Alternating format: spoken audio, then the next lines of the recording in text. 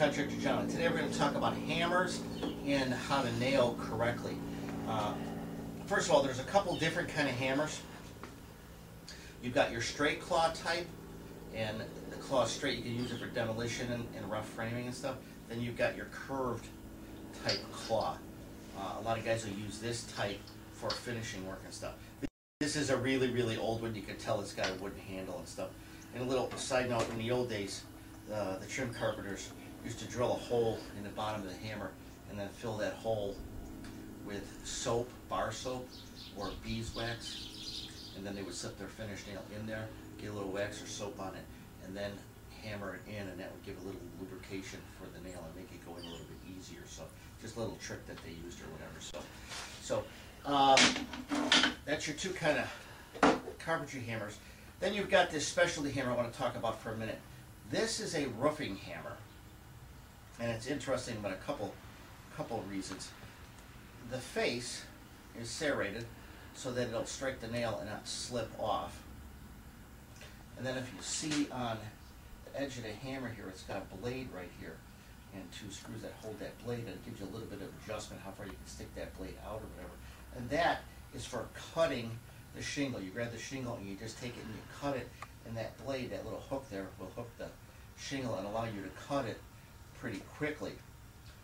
Another neat feature of this roofing hammer is this little dog that's included on the hammer. And what that does is when you're roofing, you have shingle, you have a certain exposed amount of the shingle, and then the remainder of the shingle. You would take this after you have one shingle on and lay this on the roof and hook the shingle with this dog, and then this distance here would be the exposure of the next shingle. The next shingle would butt right up to the head. So it's an automatic measuring tool or an automatic gauge. And you can see there's three different holes. In here you can move this dog to each one of the holes, and each one of those holes will give you a different exposure amount of your shingle, and it just allows you to keep the shingle straight and not keep pulling your tape measure out and stuff like that. So that's a neat little deal. So if you're going to do roofing, I would recommend you get a roofing hammer. It'll save you a lot of time doing that. Now, how to hammer a nail. You think it's easy, and it can be with a couple little simple techniques and stuff. What you want to do is, first of all, I'm going to talk about the motion, the hammering motion.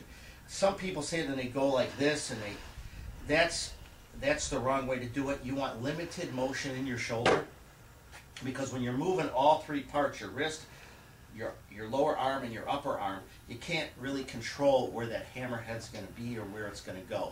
And then you strike the nail, hammerhead slips off, you hit the wood, leave a mark, bend the nail, it's not good.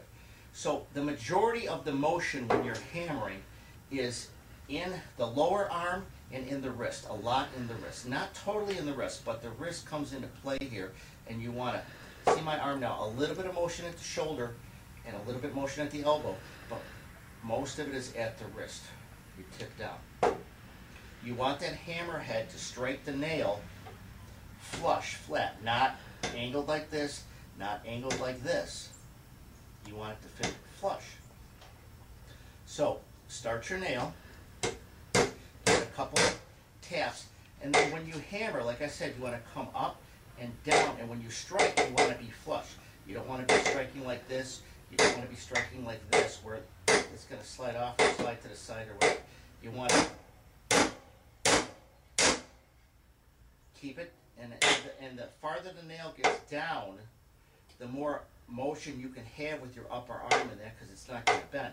But you still don't want a lot, so just hammer it in like that. You see my wrist is moving more than anything else. So practice makes perfect. You're going to bend a lot of nails, but just keep reminding yourself it's not so much in the shoulder, it's more in the lower arm and the wrist that you want that motion, and keep that coming in contact. And just practice and practice with it. If you're doing a base or remodel or something, you'll become pretty good at nailing if you follow these little techniques. So this is Contractor John. I hope I've explained that to you so you can better understand different types of hammers and the proper technique used to hammer a nail. Have a blessed day.